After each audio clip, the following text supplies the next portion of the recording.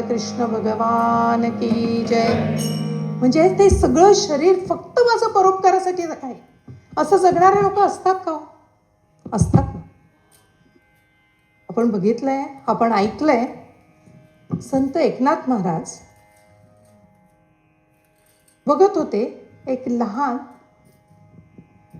म्हारा मांगाचं मूल वाळवंटात खेळायला गेलं. उन्हाळ्याचे दिवस होते. क्षणाचाही विचार न करता एकनाथ महाराज गेले आणि त्या मुलाला उचललं. त्यात काय मोठंसं, पण त्या काळी असं मूल उचलणं म्हणजे सोपं नव्हतं.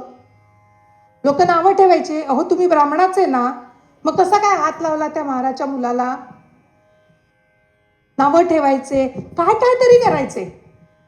पण हे का केलं त्यांनी?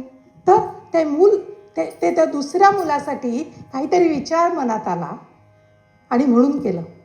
हा त्यागरूप उपकार. संत नामदेव महाराज कीर्तन करायचे.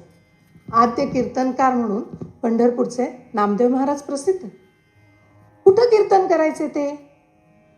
खरं कीर्तन देवळात व्हायचं पूर्वीच्या काळी, पण नामदेव महाराज देवळात नव्हते करत. अनेकदा ते वाळवंटात जाऊन कीर्तन करायचे. म्हणून तर म्हणतात, वाळवंटी चंद्रभागेच्या काठी खेळ मांडीला. तो कशासाठी? का म्हणून त्यांनी वाळवंटात जाऊन कीर्तन केलं? तर त्या काळी अस्पृश्यांना देवळात प्रवेश नव्हता. मग त्यांना कधी ऐकायला मिळणार? त्यांना ही भक्तीची शिकवण कशी मिळणार? त्यांना परमेश्वरापर्यंत पोचायचा मार्ग कसा सापडणार? आणि त्यासाठी नामदेव महाराज वाळवंटात कीर्तन करायचे. आणि मग काय, पण विठ्ठलच तिथं बाहेर यायचे त्यांच्याबरोबर नाचायला. पांडुरंग हरी वासुदेव हरी. ज्योतिराव फुले, आज आपण आरामात बसलोय, आपण अशी शिक्षणं घेतलेली आहेत. कधी विचार तरी मनात आला का की आपण एवढं शिकण्यासाठी, मुख्य म्हणजे स्त्रिया, कुणी काय काय सहन केलंय, कुणी काय काय कष्ट घेतले आहेत. त्यांना तर माहिती पण नव्हतं उद्या याचा फळ काय होईल. No instant gratification. वर्षानंतर त्याचं फळ आज आपण भोगतोय. पण त्याच्यासाठी मेहनत करणारे, आपल्यावर उपकार करून ठेवणारे हे संत महात्मे, हे समाज सुधारक, हा त्यागरूप उपकार. आपल्याला माहिती आहे, दामाजी बिदरच्या राजाकडे नोकरी करायचा. काय? तर कोठारं राखायचा. करासाठी आलेलं सगळं धान्य त्या कोठारात असायचं. किल्ल्या दामाजींकडे दुष्काळ पडला. पण राजा मुसलमान राजा होता. कशाला प्रजेची काळजी करतोय? काय कर बिर माफ व्हायचं नाही, कर भरायचा. लोक उपाशी मरू लागले. दामाजीने विचार केला, काय बरं करू शकतो मी? उघडून देऊया कोठारं, घेऊ देत लोकांना अन्न, काय फरक पडणार आहे? काय होईल? जास्तीत जास्त राजा मला शिक्षा करेल ना. लोकांचा विचार, स्वतःचा नाही. आणि त्यांनी उघडली कोठारं. कोठारं उघडली, व्हायचं तेच झालं. दामाजीला राजाने बोलावलं दरबारात आणि 1,00,000 मुद्रा द्यायला सांगितल्या. आणि मग काय झालं? झाला महार पंढरीनाथ, झाला महार पंढरीनाथ. काय सांगू मी देवाची मात, काय सांगू मी देवाची मात. झाला महार पंढरीनाथ. म्हणतात विठ्ठलच मोरा घेऊन आला होता त्याला सोडवायला. विठ्ठल आला होता की जनामनात एक विठ्ठल साठला होता आणि सगळ्यांनी मिळून मोहरा आणून दिल्या नाहीत. कशावरून? कारण विठ्ठल काय फक्त मंदिरात बसलेला असतो का? तुमच्या आमच्या सगळ्या मनात नांदतो तो पण विठ्ठलच आहे ना. आणि पुढेच तुकाराम महाराज म्हणतात, लाभावरी घ्यावे सापडले काम. आपण लाभ कशाला म्हणतो? काहीतरी मिळालं की लाभ झाला. धन लाभ झाला, घर लाभलं, पुत्र लाभ झाला. लाभ म्हणजे काय? काहीतरी मिळणं. विचार करा बरं, कशा कशाचा लाभ झालाय तुम्हाला? कोणाला वाटलं का मिळालेलं काम, नोकरी नाही, मिळालेलं काम हाच लाभ आहे? मिळालेले श्रम हाच झालेला लाभ आहे. इथे तुकाराम महाराज म्हणतात, लाभावरी घ्यावे सापडले काम, आपला तो श्रम न विचारे. जर काम हेच लाभ असेल तर मग श्रमाचा विचारच कुठे येतो? जे काम आवडतं ना आपल्याला ते करताना श्रम नाही वाटत, पण बाकीच्या कामाचं कसं होतं? अरे बापरे. नाव घेतलं कीच आधी अरे बापरे होतं आपलं. ते स्वतःसाठी असतं, स्वतःचं काहीतरी मिळणार असतं तरी पण अरे बापरे असतं. पण इथे काय काय काम लोकांसाठी करायचं काम ते सुद्धा ते लाभावरी घेत होते. आपल्याला सगळ्यांना माहिती आहे, विनायक दामोदर सावरकर यांना जन्मठेपेची शिक्षा झाली होती. 50 वर्ष काळ्या पाण्याची शिक्षा. एखादा माणूस गळून पडला असता. दिवसभर कष्टाची कामं केल्यानंतर काय विचार करावा या माणसाने, की आपण आता इथे इतके दिवस राहणार आहे, मग काय काय करू शकतो? आपल्यावर आलेली वेळ हिचा कुणाच्या तरी लाभासाठी विचार करणं हे महात्मे. काय केलं असावं त्यांनी? सगळे दिवसभराचे कष्ट झाल्यानंतर खिळा घेऊन झोपायच्या ऐवजी भिंतीवर लेख कोरत होते, कविता लिहित होते. कशाला? तर उद्या त्यांच्या कोठ्या बदलायच्या. तर उद्या या कोठीत जो येईल तो अशिक्षित आहे कदाचित, त्याला माहिती नाही आहे, त्याला काहीतरी शिकवावं, त्याला शहाणं करावं, त्याचा काहीतरी लाभ व्हावा म्हणून दिवसभर कष्ट केल्यानंतर खिळ्यानी, हा इथे आपल्याला एक दिवस चांगलं पेन हातात आलं नाही तर म्हणतो पेन नाही आहे चांगलं माझं, आज माझ्याकडे वही नाही आहे, किती कारणं सांगतो आपण, खुर्चीवर पाठ दुखते, काय काहीतरी होतं ना.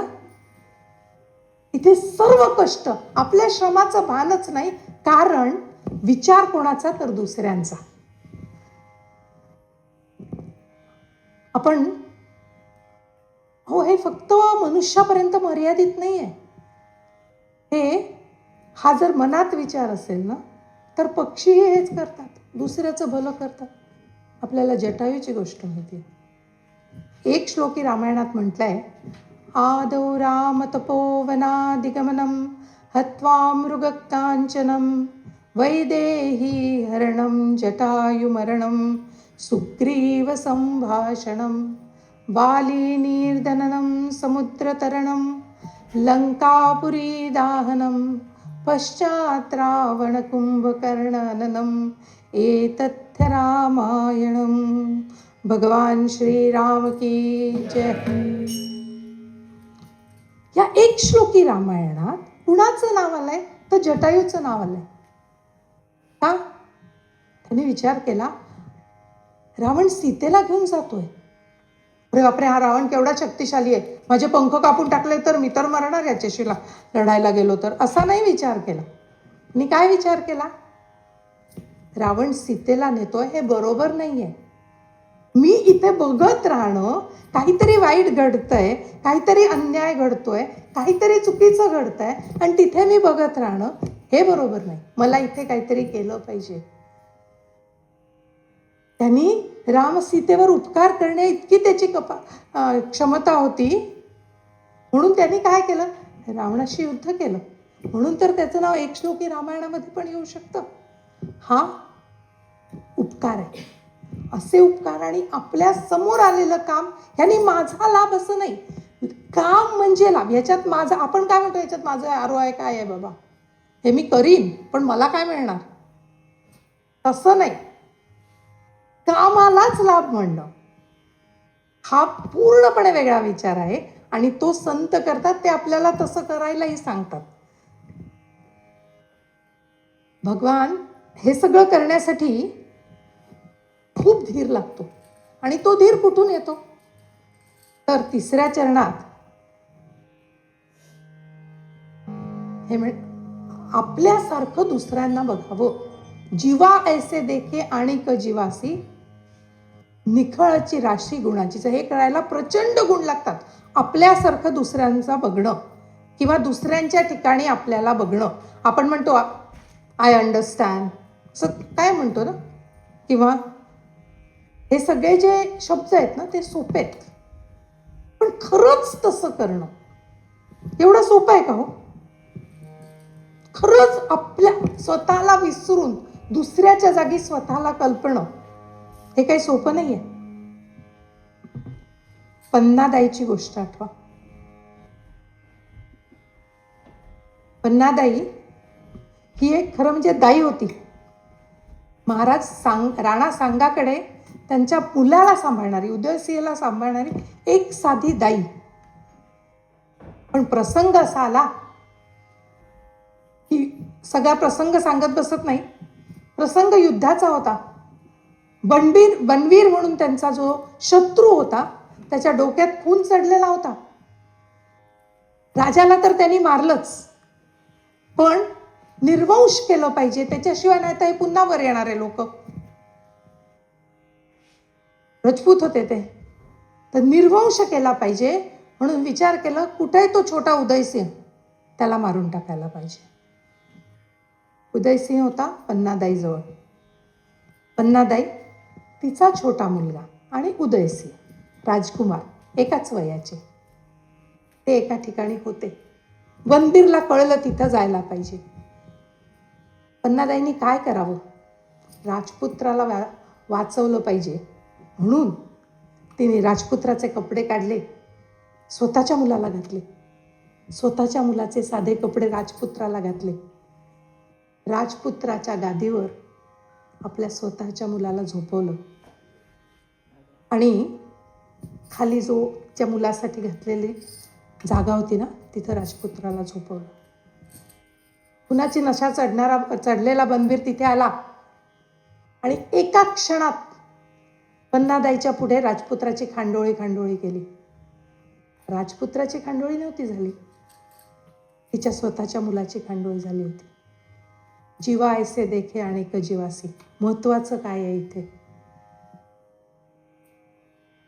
अशी ती हे करू जाणे. जीवा ऐसे देखे हे जे आपण म्हणतो ना, आय कॅन अंडरस्टँड, ते फार सोपं आहे. पण इथे दुसऱ्याला एवढं महत्व देणं, आपल्यासारखं दुसऱ्याला बघणं, आपलं दुःख किती, आपल्याला किती दुःख होईल तेवढंच समोरच्याला दुःख होऊ शकतं याची जाण ठेवणं, हे संत इथून सांगतात. राजा रंतीदेवाची गोष्ट आपल्याला माहिती आहे. राजा रंतीदेवा म्हणून एक राजा होता. दुष्काळ पडला, सगळे भुके झाले, राजाही भुका झाला. नाहीतर राजाच्या घरात भरपूर असू शकतं असं नाही. सगळंच अन्न सगळ्यांना जसं मिळत होतं तसं राजालाही मिळत होतं. करता करता एक दिवस असा आला की फक्त आजच्या पुरतं अन्न आहे राजाकडे सुद्धा. राजा होता, राणी होती, 2 राजपुत्र होते, 4 भाकऱ्यांचं पीठ उरलं होतं. भाकऱ्या केल्या, तेवढ्यात एक यतीदाराशी आला. राजाने विचार केला, ही माझी प्रजा आहे, ही भुकी राहील तर मी नाही खाऊ शकत, म्हणून एक पोळी उचलली आणि त्याच्या हातात दिली. आता 3 पोळ्या उरल्या. सगळे म्हणले आपण वाटण खाऊयात. तो काय जातो, पुन्हा जेवायला बसले. दुसरा एक चांडाळ यती म्हणून आला. राणी म्हणाली, तुम्ही देऊ शकता, मी पण देऊ शकते, आपण दोघं उपाशी राहू. तीही पोळी गेली. आता मुलं म्हणले आपण वाटून खाऊ. असं करत परत आणखी एक यती आला आणि आता एक पोळी राहिलेली असताना एक कुत्र आलं तिथे. पण कुत्रा पण एक जीव आहे ना, तो पण आपल्याबरोबर आपल्या राज्यातच राहिला आहे ना. शेवटची पोळी देखील त्या कुत्र्याला दिली आणि तो कुत्रा नव्हता, ते भगवंत होते. ते परीक्षा घेत होते, गोष्ट वेगळी. पण असं करताना आधी नव्हतं माहिती परीक्षा चालली आहे. आधी प्रत्येक पोळी देताना ह्याची जाणीव होती, समोरचाही भुकाय, मीही भुकाय, वाटून खाऊयात. ह्यांचं वर्णन संत इथे करतात. पुढे म्हणतात, हे सगळं करायला काय लागतं? तुका म्हणे देवतयांचा पांगिला. देव एका मूर्तीत नव्हता या सगळ्यांचा, तर मनामनात, व्यक्तीत प्रत्येक सगळीकडे जे देव बघू शकतात ना, तेच असं करू शकतात. ते म्हणतात या सगळ्यांचा देव पांगलेला असतो, सर्वत्र ते देव बघू शकतात, पण हे करायला खूप धीर लागतो. नभंगे संचला धीर सदा. धीर म्हणजे काय? निर्भयता. धीर म्हणजे काय? तर स्वतःपेक्षा दुसऱ्याला महत्त्वाचं जाणणं. धीर म्हणजे आपलं न विचार करता काहीतरी करण्याची क्षमता ठेवणं. आणि म्हणूनच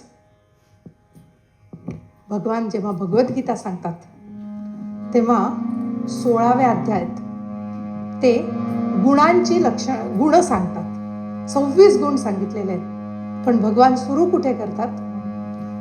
अभयम सत्वसंशुद्धि ज्ञानयोग व्यवस्थिती दानंदमश्च यज्ञश्च स्वाध्यायस्तप आजवम. गोपाल कृष्ण भगवान की जय. अभय म्हणजे भय नसणे आणि भय नसणे म्हणजे धीर असणे. हा धीर आधी लागतो, मगच आपण चांगलं काम करू शकतो. कारण धीर धरणे, आपण म्हणतो ना जरा धीर धर, धीर धर, गडबड करू नको. धीर आपण कुठं कुठं धरत नाही. मनात आलं की गेले अमेझॉनवर, केलं ऑर्डर, रे थांबा आज करायचंय, उद्या करायचंय, 4 गोष्टी एकत्र करूयात का? नाही. भारतात तर त्याच्या पुढे चाललंय ब्लिंकिट. मला तर वाटतं तो माणूस दाराशीच उभा असतो. परीक्षेचा निकाल येईस्तवर किती अधीर होतो आपण. काहीही झालं, फक्त मुलांना म्हणतो थांब रे जरा, धीर धर. कुठे कुठे धीर धरतो आपण आणि कुठे कुठे धीर संपलाय आपला विचार केला तर लक्षात येतं की का म्हणून हा मोठा गुण आहे. त्यांनी गेलेले तेव्हा कष्टाची फळं आत्ता मिळत आहेत. आपण इथे लावतो आपण, पण तरी फळझाडांपेक्षा आपली भाजी बरी ना, लवकर येते. तसं आपलं सगळीकडे झालंय. जे काय करायचं त्याचं आपल्याला सगळं त्याचे परिणाम आपल्याला ताबडतोब हवेत. धीर नाही आपल्याकडे, कशाचाच धीर नाही. मी विचार करत होते पूर्वीच्या काळी जेव्हा लोक परदेशी जायचे, दुसऱ्या गावाला जायचे, तेव्हा काय व्हायचं?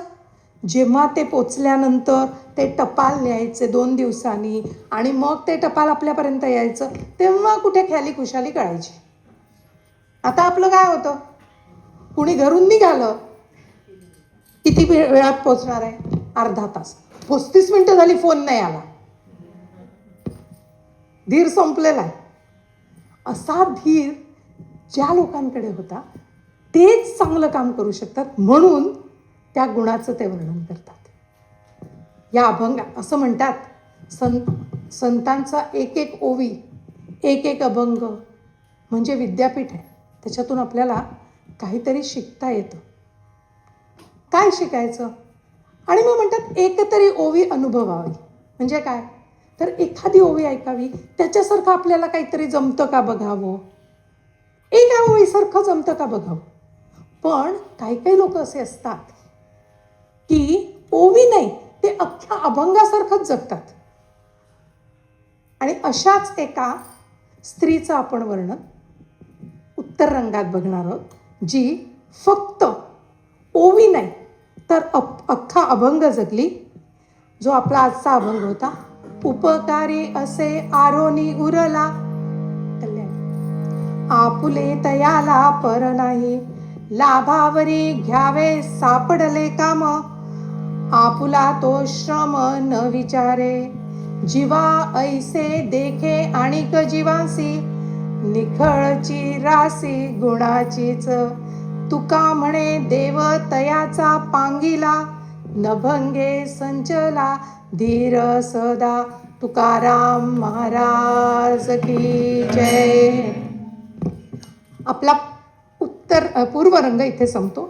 जे पहिल्यांदा कीर्तन ऐकतायत त्यांच्यासाठी, ज्यांनी पहिले ऐकलेलं आहे त्यांच्यासाठी, या कीर्तनाच्या प्रकाराला नारदीय कीर्तन असं म्हणतात. नारदीय कीर्तनाचा जो हे प्रकार असतो त्याच्यात पहिले जे सुरुवातीला असतं ते नमन, त्याच्यानंतर आपण पूर्वरंगाचा अभंग घेतला, त्याचं निरूपण पूर्वरंगात संपतं. निरूपणाच्या नंतर आत्ता आपण भजन करणार आहोत, जय जयकार करणार आहोत. त्याच्यानंतर उत्तर रंग, उत्तर रंगात उत्तर रंगात आपण एखादी कथा घेणार आहोत. आता कथेत मी आज यावेळेस सगळ्यांनी विचारलं, मी ती सस्पेन्समध्ये ठेवली होती, ते आता सांगेन. कथा घेणार आणि मग कीर्तन संपतं. या मध्यंतरात ह्या गादीला नारदाची गादी असं म्हणतात आणि म्हणून कीर्तन करायला हार घालायची पद्धत आहे. तो हार नारद मुनींसाठी असतो, त्यामुळे तो तसाच ठेवणार आहे मी. आणि आत्ता आपण भजन करूयात. श्रीराम जय राम जय जय राम. माझ्या मागून म्हणा, श्रीराम जय राम जय जय राम, श्रीराम जय राम जय जय राम, श्रीराम जय राम जय जय राम.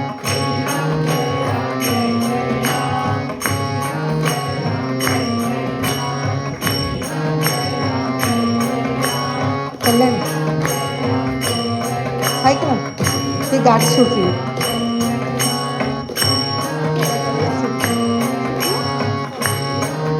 राहू दे चालणार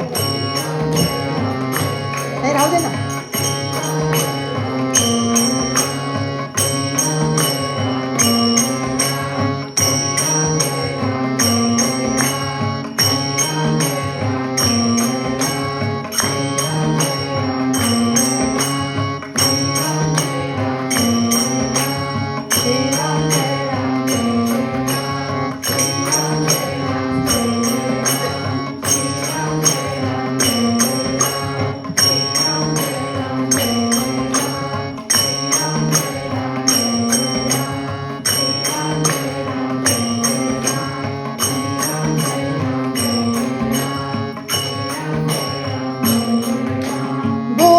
पुंडलीक वरदे हरी विठ्ठल श्री ज्ञानदेव तुकाराम पंढरीनाथ महाराज की जय. 1881 साल देवरुख नावाच्या एका कोकणातल्या गावात लग्नाची गडबड सुरू होती. एका 11 वर्षाच्या मुलीचं लग्न होतं. ते लग्न, मुलगी 11 वर्षाची होती, अर्थात त्या काळामानाप्रमाणे मुलगा थोडा थोराड होता, वयाने थोडा जास्ती होता, एका पायाने अधू होता. आणि लग्नाची सगळीकडे गडबड, सगळ्या तयार झालेल्या त्या काळाप्रमाणे बायका पुरुष फार मोठी मोठी लग्न करत नसत. घरचे नातेवाईक होते, जास्ती लोक मुलीकडलेच दिसत होते, एक थोडेसे लोक मुलाकडले होते. आणि गुरुजींनी सांगितलं, आणा मुलीला. मामाला सांगितलं, मामा मुलीला घेऊन या.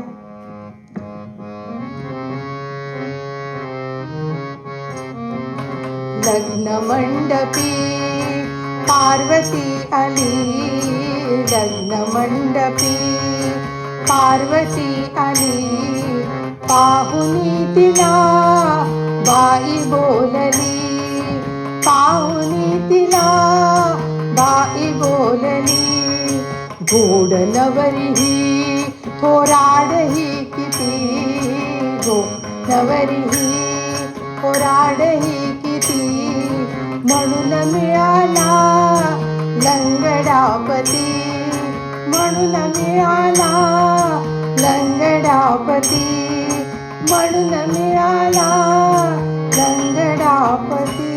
11 वर्षाची होती हो मुलगी, तरी काय म्हणल्या, केवढी थोराड आहे ही मुलगी, लग्न नव्हतं झालं एवढे दिवस, म्हणून असा मुलगा मिळाला लंगडा. त्या काळी मुलींची लग्न फार लवकर होत. वडिलांची परिस्थिती खाऊन पिऊन सुखी होती. वडील रामभक्त होते. जातपात, त्या काळच्या ज्या रूढी परंपरा फारशा मानायचे नाहीत. त्यामुळे घरी कोणी पाणी मागितलं कुठल्या महारामांगानी तरी त्याला पाणी द्यायचे, कधीतरी गुळाचा खडा द्यायचे, कधीतरी आणखीन काहीतरी खायला द्यायचे, त्याची विचारपूस करायचे. गावात नावं ठेवायचे लोक, काय कोणाशी तरी बोलतो, ब्राह्मण्य म्हणून राहिलं नाही याचं. पण कुणीचं पाणी मागितलं ना इतरांकडे, सांगायचे त्यांच्या घरी जा, तिथं पाणी मिळतं. ते देतील तुला पाणी. हेही होतं. पार्वतीबाईंचं ही मुलगी का बरं एवढी मोठी झाली, तर वडील थोडे आजारी होते, त्यामुळे हिचं लग्न लांबलं. पण त्या काळी मुलीला विचारायची वगैरे तर पद्धत नव्हतीच. आणि केवढी 11 वर्षाची मुलगी झाली. करायला पाहिजे, ताबडतोब लग्न करायला पाहिजे, म्हणून मिळेल तो मुलगा. पायाने थोडा आधू असलेला, वयाने थोडा जास्ती असलेला आणि आश्रित म्हणून वाढलेला, या मुलाशी या मुलीचं लग्न झालं. लग्न झालं 11व्या वर्षी. सासरी फारसं कोणी नव्हतं. 14व्या वर्षी नांदायला गेली. पहिल्या 6 वर्षात 3 बाळंतपणं झाली. 2 मुलं गेली. 1 मुलगा कसा बसा वाचला परमेश्वराच्या कृपेने. कारण त्या काळी 14व्यापासून 20 वर्षापर्यंत 3 बाळंतपणं म्हणजे विचार करा. आणि 20 वर्षाची 21 वर्षाची काय होते तोच छोट्याशा आजाराचं निमित्त झालं आणि नवऱ्याचाही मृत्यू झाला. तो काळ विधवांचं आयुष्य फार कठीण होतं. काही का वय असे ना, नवरा गेला की केस काढून टाकायचे, अंगावर जाडं भरडं लाल रंगाचं वस्त्र असायचं. अशा अवस्थेत आईकडे आली, कारण सासरी कोणी नव्हतं. आश्रिताकडे वाटलेला होता नवरा, त्यामुळे आईकडे आली. परिस्थिती अशी होती. आईने बघितलं, एक मूल पदरात घेऊन आलेली ही मुलगी आधीच्या 2 मुली, जी 7-8 मुलं होती त्या बाईंना, पार्वती 11 भावंडातली एक, जगले वाचलेले 7-8 होते. त्यातल्या 3 मुली, त्यातल्या 2 आधीच विधवा झालेल्या आणि आईकडे आलेल्या होत्या. आता ही 3री मुलगी सुद्धा विधवा होऊन आली. माया बाप कळवळले, माया बाप कळवळले, पार्वतीचे पाहुनी दुःख. आधीच 2 अभाग्या, आधीच 2 अभाग्या, त्यात हरवले 3रीचे सुख.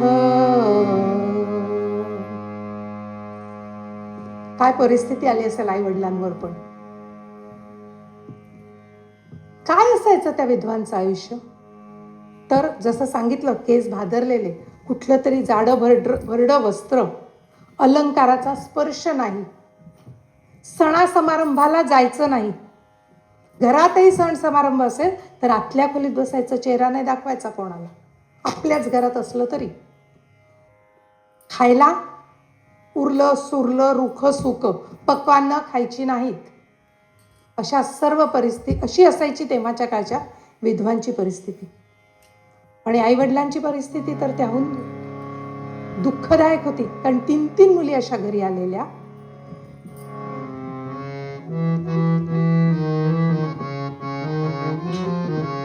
तीन लेकिया माय घरी आल्या, 3 लेकिया माय घरी आल्या, त्या विधवा पितृ आश्रयाला, त्या विधवा पितृ आश्रयाला. पती निधनाने दुःखी फार झाल्या, पती निधनाने दुःखी फार झाल्या. केशवपना अन आलवण अंगाला, केशवपना अन आलवण अंगाला, केशवपना अन आलवण अंगाला. पण काय असतं ना, सगळे दिवस एकच नसतात, काहीतरी बदलतं. वडील सुधारक होते,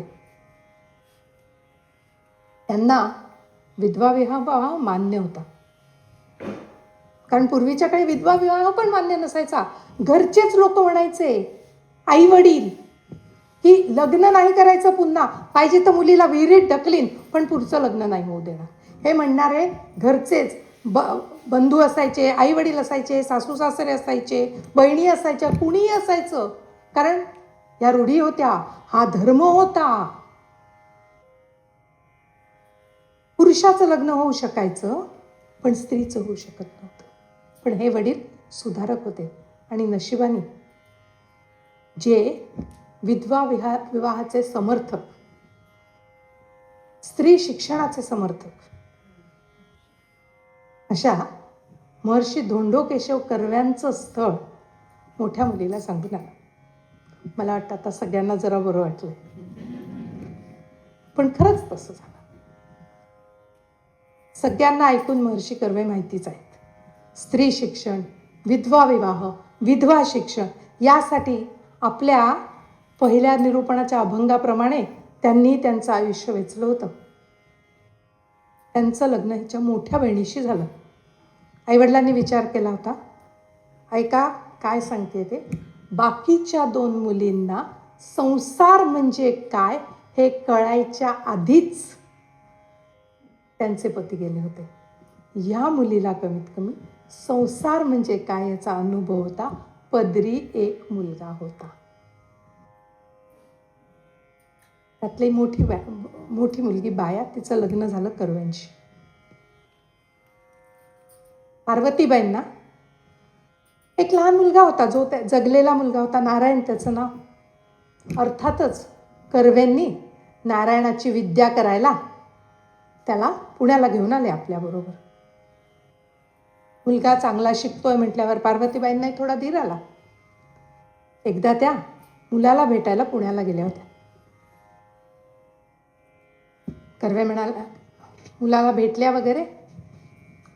ही विधवा बाई अलवणात होती, 4 दारा स्वयंपाकघराच्या आत तिचं स्थान. पण एकदा कर्वे बाहेर बसलेले होते आणि त्यांनी हाक मारली, पार्वतीबाई बाहेर या. पार्वतीबाई दारापर्यंत गेल्या, हातूनच म्हणल्या, काय म्हणताय, मी इथे आहे. ते म्हणले, नाही मी बाहेर बोलवतोय तुम्हाला, बाहेर या, अशा बसा. घाबरत किंवा आपण काहीतरी वेगळं करतो याचे अशा विचारांनी त्या बाहेर येऊन बसल्या. ते म्हणले, काय ठेवलंय देवरुखात, राहा इथेच, नारायण इथे विद्या करतोय, तुम्ही पण राहा त्याच्याबरोबर. पार्वतीबाईंनी विचार केला, म्हणल्या, नको, तुम्ही माझ्या नारायणाची विद्या करताच आहे, अजून तुम्हाला कशाला माझा भार. ते म्हणले, भार नाही म्हणत आहे, इथे आपला विधवा आश्रम काढायचा आहे, बालिका आश्रम काढायचा आहे, मला मदत हवी आहे म्हणून राहायला सांगतोय. विचार केला, मुलाबरोबर राहायला मिळतंय आणि आपण कामाला येणार आहोत, उगीच नाही कोणाचा तरी आश्रय घ्यायचा आहे, तर हो म्हणूयात. त्या म्हणल्या, ठीक आहे, राहीन तुम्ही म्हणताय तर, करीन तुमची सगळी स्वयंपाक पाण्याची कामं मी. ते म्हणले, स्वयंपाक पाण्याला नाही बोलवत आहे मी तुम्हाला इथे मी शिक्षिका व्हायला बोलवलंय. त्या म्हणल्या, अहो धुळाक्षरं कशी बशी गिरवणारी मी, शिक्षिका कसलं मला करताय तुम्ही. ते म्हणले, ते माझ्यावर, मी सांगेन ते तुम्ही करायचं, तुम्ही शिक्षिका व्हायचं. चालणार आहे. कर्वे म्हणतायत, मोठा माणूस आहे, माहिती असेल त्यांना काय ते, हो म्हणायला. मग काय, ही 25-26 वर्षाची विधवा बाई, अलवण नेसलेली, डोकं भादरलेलं, डोक्यावर घट्ट पदर घेतलेला, कधी घराबाहेर न जाणारी, कर्व्यांनी तिला घातलं होम स्कूलमध्ये. कोण जात होतं तिथे तेव्हा. आता हळूहळू स्त्री शिक्षण थोडं इकडे तिकडे सुरू झालं होतं.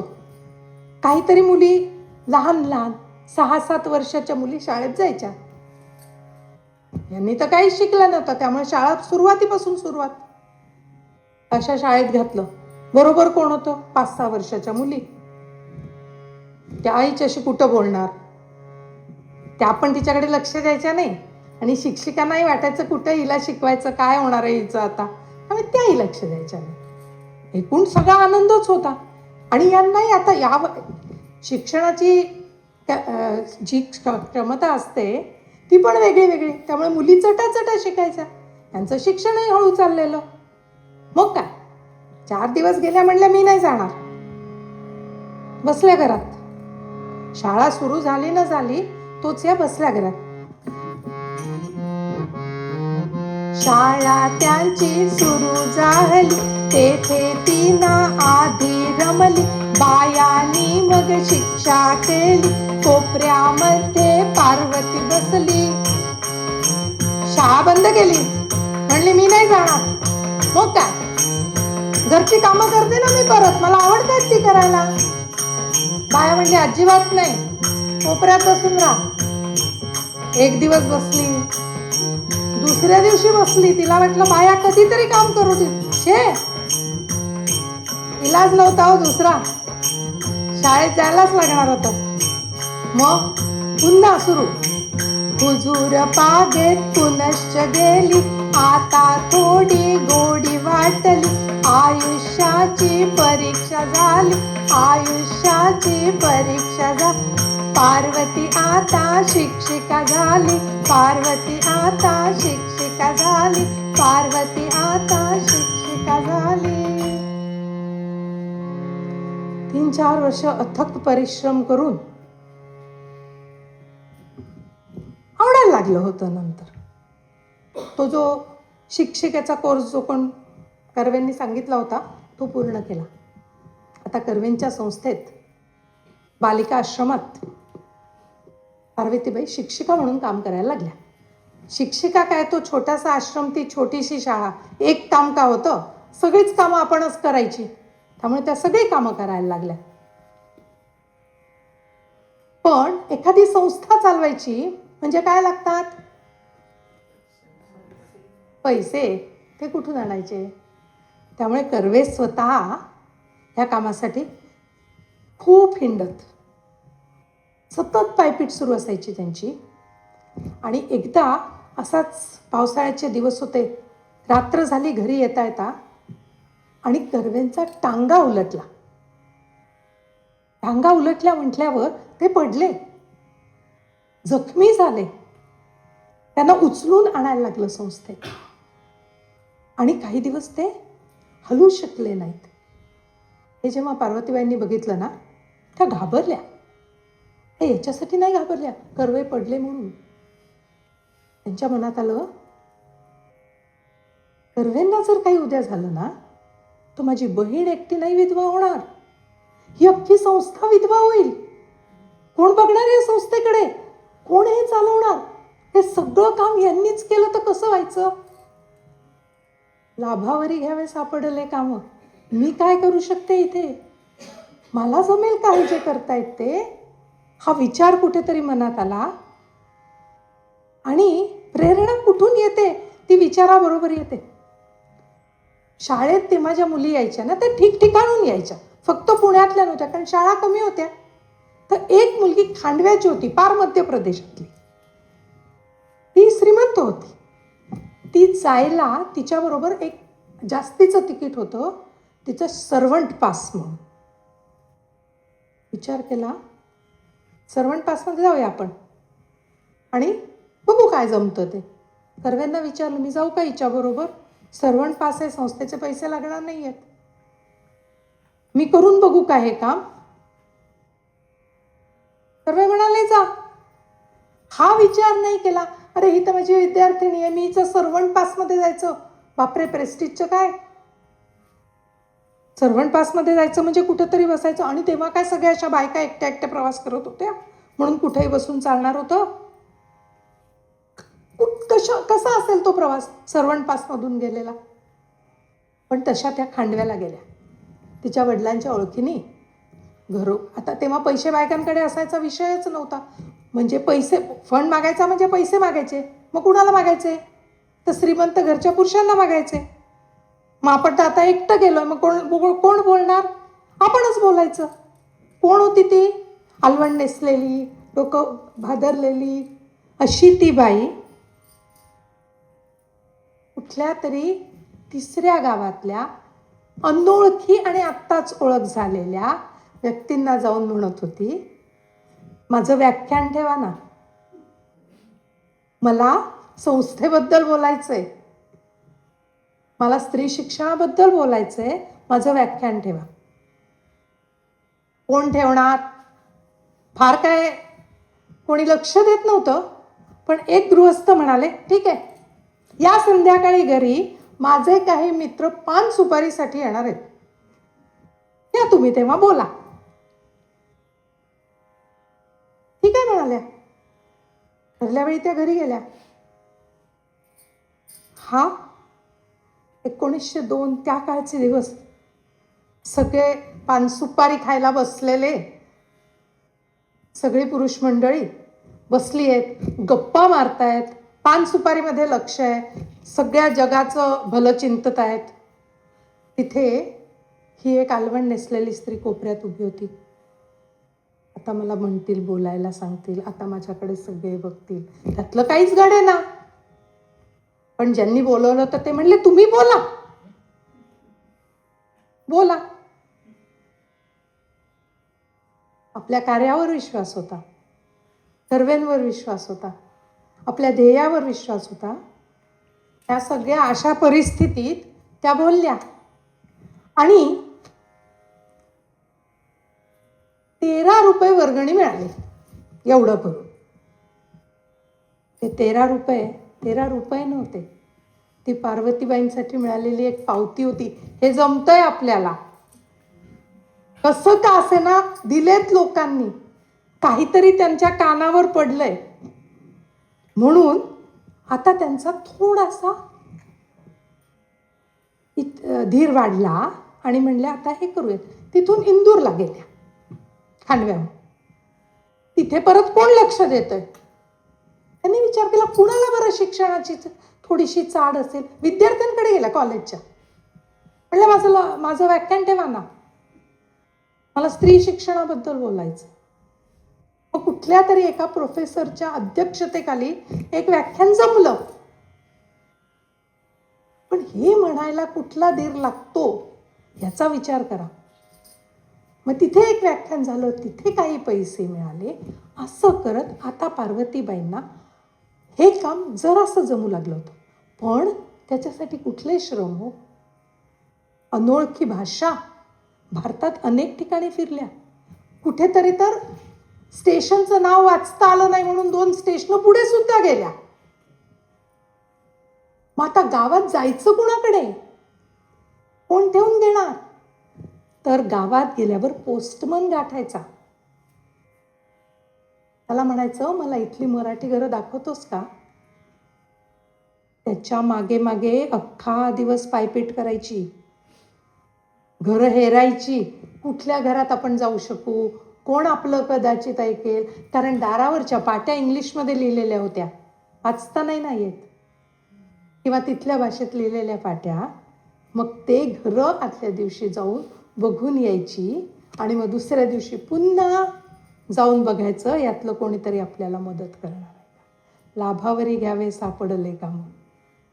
आणि असं करत करत आता या पैसे गोळा करू लागल्या होत्या. त्याच्यानंतर थोडीफार इंग्रजी शिक्षणाची पण सुरुवात झाली होती. पण हे सगळं करताना काय परिस्थिती होती त्यांनी जी पाहिली सगळीकडे, ही काय सिर्फ त्यांचीच परिस्थिती नव्हती, आलवण नेसणं किंवा डोकं भाजणं. तर भारतात सगळीकडे पुण्यापुऱ्या यांनी हीच परिस्थिती होती. विकृतची केशवपनते आले होते धर्मात, आक्रंदत होती विधवा छळवादी परंपरात. आयुष्यच उरले नवते बालविधवेचा नशिबात. ऐशा वेळी कल्याणी सर्वेची बदली वाणी. शिकव्याता सारा जननी देशाच्या कल्याणार्थ. व्हावी स्त्री जगती समर्थ धर्माच्या कल्याणार्थ. व्हावी स्त्री जगती समर्थ लोकांच्या उत्थानार्थ. व्हावी ती जगती समर्थ. या एका ध्येयाने या सगळ्या परंपरांच्या पुढे जाण्यासाठी आता त्या काम करू लागल्या होत्या. मग विचार असा सुरू झाला, काळ असा होता ना की इंग्रजी शिक्षण म्हणजे शिक्षण हा कुठेतरी पगडा होता. इतर देशातल्या स्त्रिया या जास्ती सुशिक्षित आहेत, जास्ती स्वतंत्र आहेत, हा मनावर पगडा होता आणि तसं होतच. त्यामुळे काय करायचं हे कुठून कळणार आपल्याला? कळायला पाहिजे. ही सर्व कामं करताना कुठली शक्ती होती त्यांच्याकडे? तर शक्ती होती ती अधिष्ठानाची. शक्ती होती ती स्वतःच्या कर्तृत्वाची. आणि म्हणूनच जसं भगवान श्रीकृष्ण भगवद्गीतेत सांगतात की कुठलंही काम होतं कशाने? अधिष्ठानं तथा कर्ता करणंच पृथक्विदं विविधाश्च पृथक् चेष्टा दैवं चैवात्र पंचमम. पाचवी गोष्ट दैव. त्याच्या आधी जे लागतं वेगळ्या वेगळ्या प्रकारात. त्यांनी कितीतरी प्रकार केले ना, की कुठे विद्यार्थ्यांना गाठ, विविध पृथक चेष्टा आणि अधिष्ठान, कार्याचं अधिष्ठान. हे काम झालंच पाहिजे, स्त्रिया शिकल्याच पाहिजे. या मनाच्या हळूहळू अनुभव वाढायला लागले, अनुभवांनी त्या समृद्ध व्हायला लागल्या आणि ह्या चुकलेल्या प्रथांची जाणीव व्हायला लागली. आधी कसं होतं, या परंपरा आहे, हाच धर्म आहे. स्त्रीनी अलवण नेसणं, विधवा स्त्रीनी, हाच धर्म आहे. बालविधवांनी लग्न न करणं, हाच धर्म आहे. केशवपन करणं, हाच धर्म आहे. अशा चुकीच्या परंपरा आणि रूढींना धर्मात घुसवलेलं होतं. हे सगळं काम करत असताना सुद्धा पार्वतीबाई अजूनही तशाच वावरत होत्या. विचार केला, ही रूढी, ही परंपरा तोडली पाहिजे. कोण तोडणार? हा धर्म नव्हे हे जेव्हा लक्षात आलं, ह्या कुरीती आहेत, मग त्या तोडायला आपणच कुठेतरी पुढे यायला पाहिजे.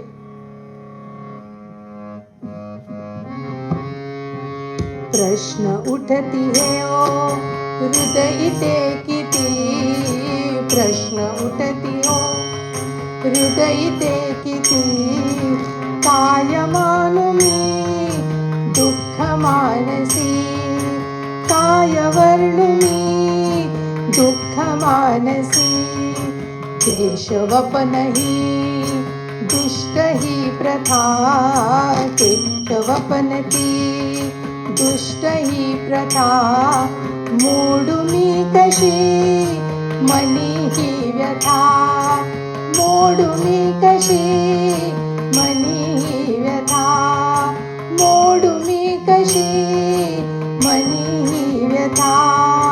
20 वर्ष मी तीच पाळली, 20 वर्ष मी तीच पाळली, खूप हिमतीने ती फेटाळली, लोक बोलती तरही उडविती, लोक बोलती तरही उडविती, मज मनी नसे जराही भीती, मज मनी नसे जराही भीती, मज मनी नसे जराही भीती. आता पार्वतीबाईंनी ती परंपरा तोडली आणि आता स्वतः त्या केस वाढवायला लागल्या होत्या. आता विषय चालला होता की स्त्रिया स्वतंत्र कुठे आहेत विदेशात, स्त्रिया स्वतंत्र कुठे आहेत, ज्यांनी शिक्षण घेतलं त्यांच्याकडे स्वतंत्रता आहे. मग अमेरिकेला जायला पाहिजे. पार्वतीबाईंचं वय आता जवळजवळ 45 वर्षाचं होतं.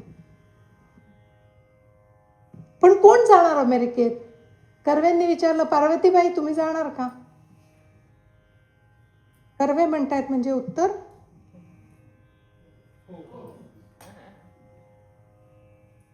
त्यांनी विचार केला, कर्वे म्हणतायत म्हणजे जायचं. त्या काळी वयाच्या 45व्या वर्षी जेव्हा आता झालं, आता I am ready to retire असं आता आजकाल बरेच लोक म्हणतात, दुसरी गोष्ट, त्या काळी त्या बायका, आयुष्य मर्यादा पण कमी होती, फार नव्हती आयुष्य मर्यादा. तेव्हा वयाच्या 45-40व्या वर्षी जेव्हा नातवंडात रमायचं, जेव्हा सुना मुलींची बाळंतपणं करायची, जेव्हा स्वस्थ बसायचं, त्या वयात कर्वे विचारतात, तुम्ही अमेरिकेला जाणार का? आणि पार्वतीबाई हो म्हणतात.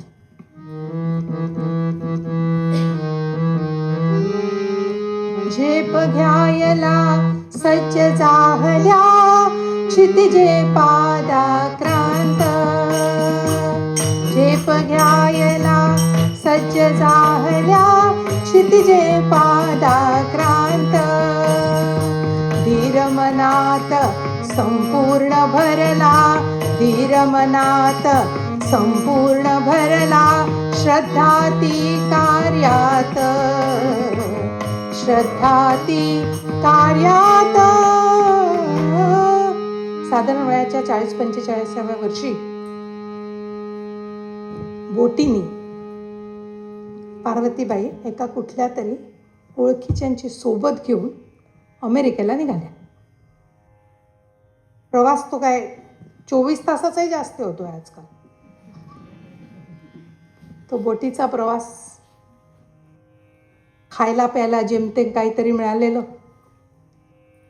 स्वतःची अशी अवस्था. आता केस वगैरे वाढवू लागल्या होत्या. सॅन फ्रान्सिस्कोला पोचल्या आणि जेव्हा त्या पोचल्या ना, त्या बोटीच्या प्रवासात खूप आजारी झाल्या. ताप, खोकला, की आता पुढचा प्रवास झेपेल की नाही हा प्रश्न पडला. जे सोबतीने आले होते प्रोफेसर कोसंबी, त्यांना सॅन फ्रान्सिस्कोहून बॉस्टनला जायचं होतं. यांची प्रवासाची क्षमताच नव्हती. त्यामुळे कोसंबींनी तिथे एका विमेन्स हॉस्टेलमध्ये, ख्रिश्चन विमेन्स हॉस्टेल होतं, तिथल्या सेक्रेटरी बाईंपाशी पार्वतीबाईंना सोडलं. त्यांच्या हातात $150 दिले आणि म्हणाल्या, हे पैसे संपस्तवर यांना ठेवा, बऱ्या झाल्या तर बॉस्टनला यायची व्यवस्था करा, आणि बऱ्या नाही झाल्या तर भारतात जायची व्यवस्था करा. पद्धत अशी होती, डिपोर्ट केलं की त्यांना जाऊ द्यायचे आणि तिथे जाऊन मग त्यांचे पैसे वसूल व्हायचे. $150 हातात, आजारी शरीर आणि नवख्या देशात. हातात सेलफोन वगैरेचा तो विषयच नाही. पोचले की नाही हे कळवायचाही विषय नाही. कुणाशी तरी संपर्क ठेवायचं माध्यम एकच, पत्र. पोचेल तेव्हा पोचेल. आणि या परिस्थितीत त्या बायकांच्या हॉस्टेलमध्ये आल्या. लक्षात आलं, आपल्यालाच आपल्याला बरं केलं पाहिजे, दुसरं काही नाहीये इथे. रोजचं जेवण म्हणजे पैसा संपत होता. आणि काय खायला मिळत होतं इथं? आपल्याला सोहमची कणिक नाही मिळाली तर पोळ्या पण आवडत नाही हो. हाच ब्रँड पाहिजे मला. कसल्या भाज्या मिळतात आजकाल, असं सगळं आपलं चालतं. तेव्हा शाकाहारी भोजन काय मिळत असेल? दूध, फळं, कुठेतरी ब्रेड, एवढ्याभर काहीतरी भात मिळाला नाही मिळाला, बटाटे फार तर एवढंच काय ते जेवण. त्यात प्रचंड आजारपण. विचार केला, काय करायला हवंय मला? देश सोडून येथे आले, देश सोडून आले येथे काही साध्य कराया, देश सोडून आले येथे काही साध्य कराया. साथ न मिळता या देहाची, साथ न मिळता या देहाची, होईल जीवन वाया, होईल जीवन वाया. असा धीर सोडून चालणार नाही. दुसऱ्या दिवशीपासून आजूबाजूला बघायला सुरुवात केली. काय चाललंय इथे? अच्छा, या बायका कामाला आल्या आहेत, त्या खिडक्या बिडक्या पुसतायत. गालीचा कसा साफ होतोय हे आपल्याला जमणार आहे. हे आपल्याला येतं. आपल्याला काय येतं आणि आपण काय करू शकतो हे ओळखता आलं पाहिजे. आल्यानंतर विश्रांती घेतली, गरम पाणी पिणे होतं, शेक बीक केला, स्वतःचं तब्येत ठीक झाली. त्या सेक्रेटरी बाईंनाच विचारलं, मला कुठेतरी नोकरी मिळवून द्या ना. 5वा किंवा 6वा दिवस असेल आल्यानंतर.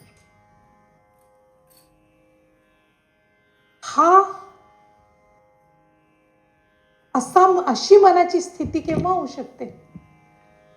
स्वतःचा विचार नाही. विचार काय होता? विद्वांना शिकवायचंय, स्त्रीनी शिकलं पाहिजे, मी त्याच्यासाठी इथे आले, मी काय करू शकते, मला इंग्लिश शिकायचं इथे येऊन, मला ते शिकलं पाहिजे. मग ते कसं शिकणार? ही कामं केली तर शिकेन कदाचित. कुठलाही उपाय, आता शिक्षिका होत्या खरं म्हणजे त्या, मी झाडू पोछाचं काम करते म्हणायचं, पण त्या तयार होत्या. त्या सेक्रेटरी बाई पण ह्याच्या ऐकून सगळ्या ह्याच्यावर जरा आवडल्या होत्या मला वाटतं त्यांना. त्यांनी यांना नोकरी मिळवून दिली. कुठे माहितीये? जिथे 40 रिटायर्ड देशोदेशाहून आलेले मिशनरी राहत होते, त्या संस्थेत यांना नोकरी मिळाली. वेगळ्या वेगळ्या देशात मिशनरी म्हणून अनेक वर्ष काम केलेले सगळे लोक तिथे राहत होते. तिथे यांना भांडी घासायचं काम मिळालं. भांडी घासायची आणि लायब्ररी स्वच्छ करायची. पार्वतीबाई तिथे गेल्या. आता हे सगळे मिशनरी फक्त अमेरिकन नव्हते, फक्त अमेरिकेत राहिलेले नव्हते, भारतात जाऊन आलेले पण होतेच विद्वान त्याच्यात. त्यामुळे सगळेजण दिवस रात्र काय करत असतील यांच्याशी? एकच घोषा, किती हो दुःखी तुम्ही, कसं व्हायचं तुमचं? तुमचा तारणहारा कोण आहे? त्यामुळे तुम्ही धर्म बदला, तुमच्या संस्थेचंही भलं होईल, तुमचंही भलं होईल, सगळं भलं. 40 लोक आणि राहत होत्या एकट्या पार्वतीबाई. कठीण होतं. पण लाभावरी घ्यावे सापडले काम. त्या म्हणल्या, हो होईन ना मी ख्रिश्चन. आपण असं करूयात, तुम्ही मला इंग्रजी शिकवा, मी बायबल वाचते, मग मला बायबल कळलं की मी ख्रिश्चन होते. अशा परिस्थितीत एवढा धीर ठेवून या 40 लोकांना तोंड द्यायचं आणि सांगायचं होते ना मी ख्रिश्चन. कामं चालली होती, कठीण परिस्थिती होती, कामही खूप होतं. पत्र लिहून त्यांनी काही विद्यार्थ्यांना सगळीकडे कळवलं होतं की मला इथून कोणीतरी सोडवेल तर बरं होईल, कारण की पण रोजचं जेवण कामाशिवाय शक्य नव्हतं, त्यामुळे काम सोडता येत नव्हतं. बर्कलीमधल्या 3 विद्यार्थ्यांनी येऊन इथे आल्या आणि त्यांच्या आत्मचरित्रात त्या म्हणतात, मला ब्रह्मा विष्णू महेश समोर दिसले. त्यांच्याबरोबर त्यांच्या घरी गेल्या. पण त्या मुलांची मावशी म्हणूनही मला राहायचं नव्हतं. तेवढ्यासाठी मी नाही आले या देशात. मला या देशाची परंपरा बघायची आहे, या देशात काय काय चालतं ते बघायचंय, सुशिक्षित स्त्री काय करते ते बघायचंय, स्वतंत्रता म्हणजे काय स्त्रीची हे समजून घ्यायचंय, म्हणून मी इथे आले. त्या मुलांची मावशी म्हणून राहून ते होणार नाही. त्याच काळात त्यांचा इंदोरला परिचय झालेला आहे एक प्रोफेसर गोखले, त्यांनी पत्र लिहिली, काही लोकांना लिहिली. त्याच्यात प्रोफेसर गोखलेंचं उत्तर आलं. स्किंडिटी अशा नावाच्या शहरात ते राहत होते. हे नाव आधी मला म्हणायला खूप वेळ लागला होता. पण न्यूयॉर्कपासून 172 मैलावर हे गाव आहे उत्तरेत. तिथे राहणारे प्रोफेसर यांना म्हणतात, त्यांना पैसे पाठवले तिकिटाचे आणि म्हणले या. फ्लाईट तिकीट नाही हं, ते रेल्वेचं तिकीट होतं. आणि सॅन फ्रान्सिस्को स्केंडिटी डायरेक्ट रेल्वे पण नव्हती. ही एकटी बाई 40-45 वर्षाची भारतीय वेशातली सॅन फ्रान्सिस्कोहून निघते आणि स्केंडिटीला पोचायला तिला 6 दिवस लागतात, कारण तेवढाच वेळ लागणार असतो. 6 दिवस आणि 2 ठिकाणी गाड्या बदलून पार्वतीबाई प्रोफेसर गोखलेंकडे तिथे पोचल्या. रात्री 11 वाजता जेव्हा ती गाडी तिथे पोचली, पत्र गोखलेंना मिळालंच नव्हतं. त्यामुळे स्टेशनवर कोणीच नव्हतं. परका देश, परकी वेळ, रात्री 11 वाजता. अशा परिस्थितीत त्या स्टेशन मास्तरला जाऊन म्हणतात, मला या पत्त्यावर जायचंय. ते म्हणले बसा. थोड्या वेळाने घर जवळ होतं. त्यांनी 2 माणसं बरोबर दिली आणि गोखलेंपर्यंत पार्वतीबाई पोचल्या. बोला पुंडलिक वरदे.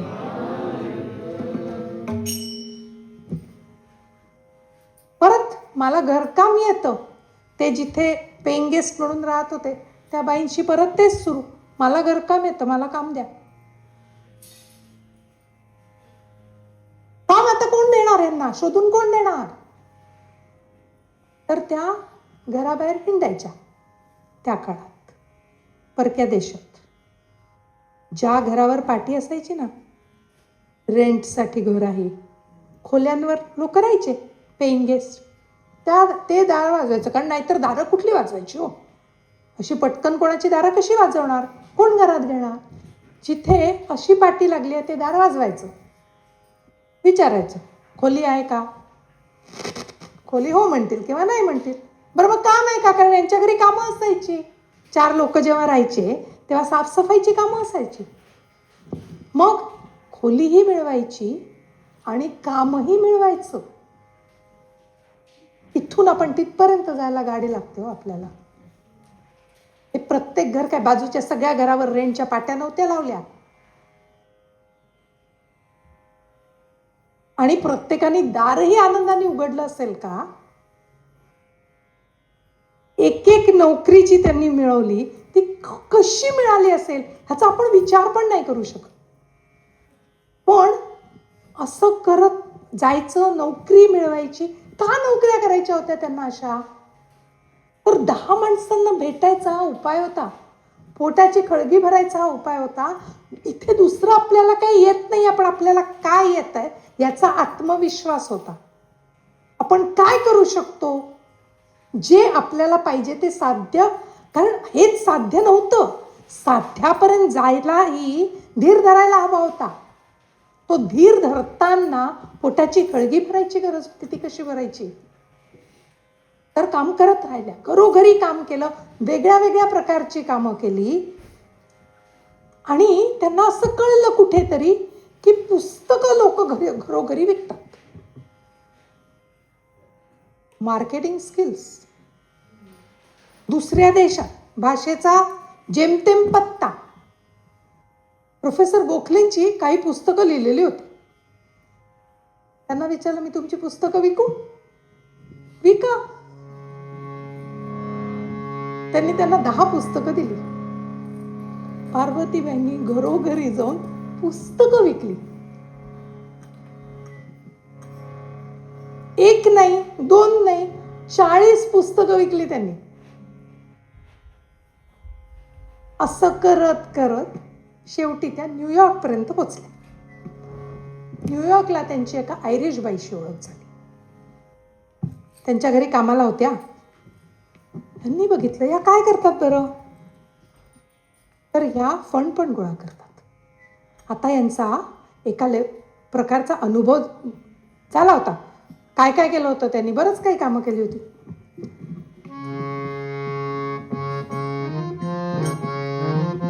दारोदारी फिरत राहिले, घरकामही मग करून पाहिले. काही रीती रिवाज शिकले, भाषा नवखी बोलू लागे. काही शिक्षण झालं नवीन, काही शिक्षण झालं अपमानही काही पदरी पडले. दारोदारी पुस्तक विकत, अनुभवांनी आता समृद्ध झाले. अनुभवांनी आता समृद्ध झाले. अनुभवांनी आता समृद्ध झाले. असं करत करत न्यूयॉर्क पर्यंत पोचल्या. त्या ज्या आयरिश बाई होत्या ना, त्या आयर्लंडच्या स्वातंत्र्यासाठी फंड गोळा करायच्या. आपण पण करू शकतो. तिच्याच घरातले जे लोक राहायचे ना तिथे, त्यांच्याच समोर यांनी पहिलं संस्थेबद्दलचं व्याख्यान दिलं आणि $25 गोळा केले. आता पुन्हा एकदा संस्थेसाठी हे पण आपल्याला जमतंय. कारण संस्था काय माहितीये, कशासाठी आपण पैसा मागतोय हे माहितीये. तो आपल्यासाठी नसल्यामुळे मागायचा काहीच प्रश्न नाहीये. आणि त्या स्वाभिमान होताच, पण फंड गोळा करायला जे काय लागतं ना ते त्यांच्यामध्ये होतं. या देशात राहून सुद्धा त्यांनी संस्थेसाठी पैसे गोळा करायला सुरुवात केली. इंडिया हाऊसमध्ये गेल्या होत्या न्यूयॉर्कला. तिथे त्यांची ओळख प्रोफेसर हार्डीकर म्हणून एका गृहस्थांशी झाली आणि एका ओ रॅली नावाच्या स्त्रीशी ओळख झाली. तिला जेव्हा भेटली ना तेव्हा ती म्हणली, तुम्ही काय करता? तर ती त्यांच्याकडे पण काम करायची, घरोघरी कामं करते. मग DC-ला एक राष्ट्रीय मजदूर परिषद आहे, तिथे तुम्ही हिंदी स्त्रियांचे प्रतिनिधित्व करायला येता का? पैसे नाही आहेत. हार्डीकर म्हणले, आम्ही पैसे वगैरे नाही, कारण न्यूयॉर्कहून परत DC-ला जायचं, परत तिथे राहायचं, सगळं करायचं. देव पण पाठवतो लोकांना एकेका. त्या ज्या ओरॅली होत्या त्या म्हणल्या, मी बघते. त्यांनी व्यवस्था केली आणि या पार्वतीबाई आठवले DC-मध्ये हिंदी स्त्री मजुरांचं प्रतिनिधित्व करायला त्या परिषदेला गेल्या.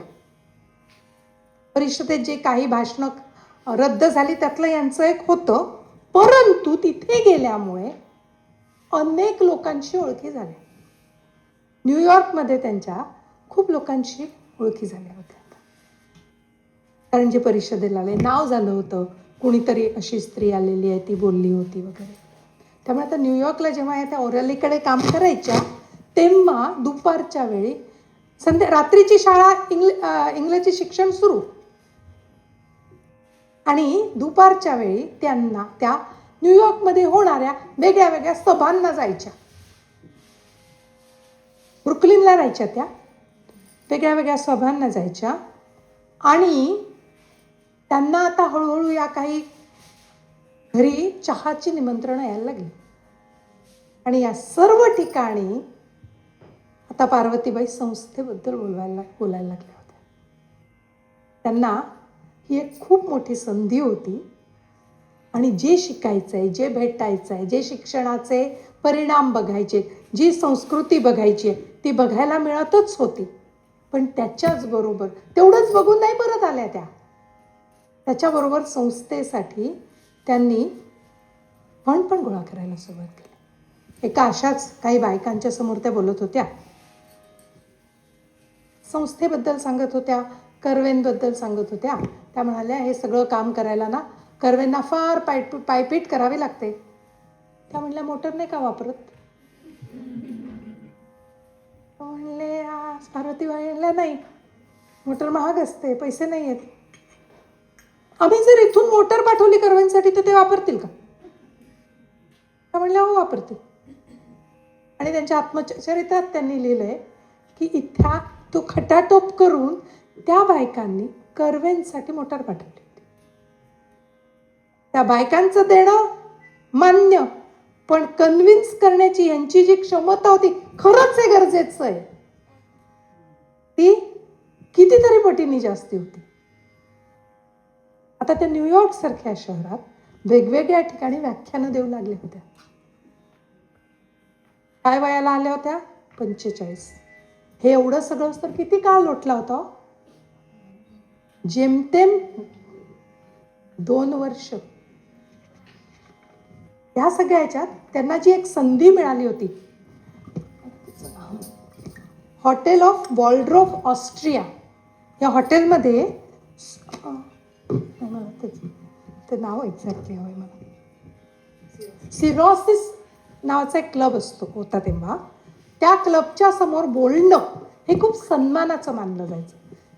तिथे 500 सभासदांपुढे, 500 स्त्री सभासदांपुढे पार्वतीबाईंनी भाषण केलं. एक जे अतिशय प्रतिष्ठित इथल्या स्त्रिया पण मानायच्या या स्टेजवर बोलणं, त्या तिथे जाऊन पार्वतीबाई बोलल्या होत्या, कारण एवढा त्यांना आत्मविश्वास होता. असं करत करत आता जवळजवळ 2 वर्ष झाली. वाटायला लागलं आपली आयुमर्यादा किती आहे कुणाला ठाऊक. घरी जायला पाहिजे नाही का? किती दिवस इथं राहायचं? आपण जे समजायला आलोय, जे शिकायला आलोय, ते कळलं आपल्याला. मला वाटतं तेव्हा कर्व्यांचं पण पत्र आलं की आता तुम्ही भारतात येऊ शकता. 20 एप्रिल 1919 त्या अमेरिकेहून निघाल्या. लंडन, पॅरिस करत पॅरिसहून त्या भारतात गेल्या आणि त्याच्यानंतरचं सर्व आयुष्य पुन्हा एकदा कर्वेंच्या संस्थेला समर्पण केलं. पार्वतीबाई आठवलेंचा जन्म 1870 सालचा, मृत्यू 1955. आयुष्य भरपूर लाभलं होतं. इथून गेल्यानंतर 30-35 वर्ष त्यांनी संपूर्ण आयुष्य संस्थेला दिलं. कारण आयुष्याचं ध्येय हे उपकार होतं. जसं आपल्या निरूपणाच्या अभंगात तुकाराम महाराज आपल्याला सांगतात, जसं तुकाराम महाराज आपल्याला निरूपणाच्या अभंगात सांगतात, तसं एक ओवी अनुभवावी नाही, अख्खा अभंग त्या जगल्या होत्या.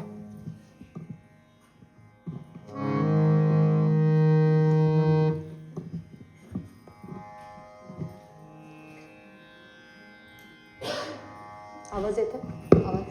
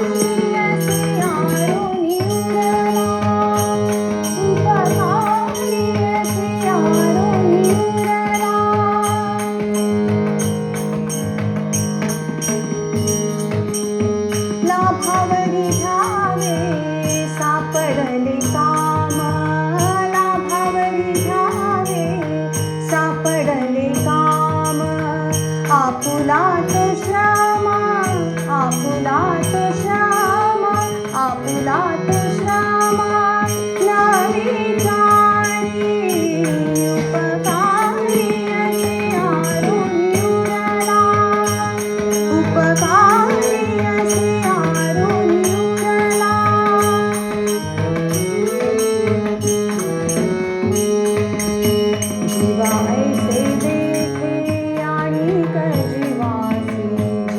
ऐसे देखे आणि जीवासी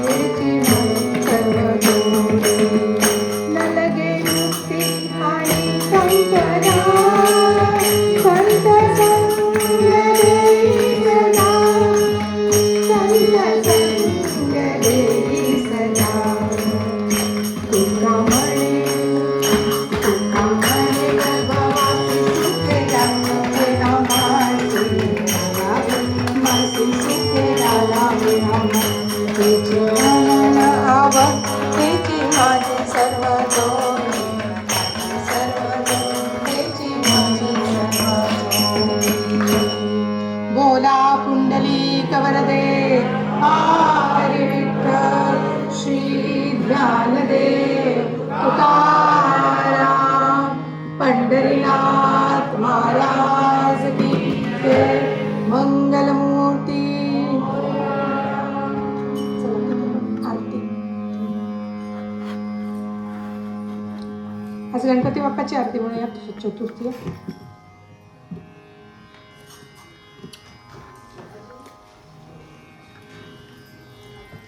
कोणी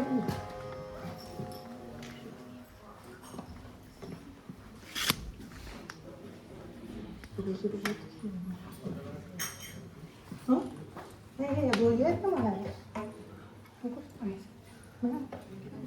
चुका करणार सगळेच म्हणते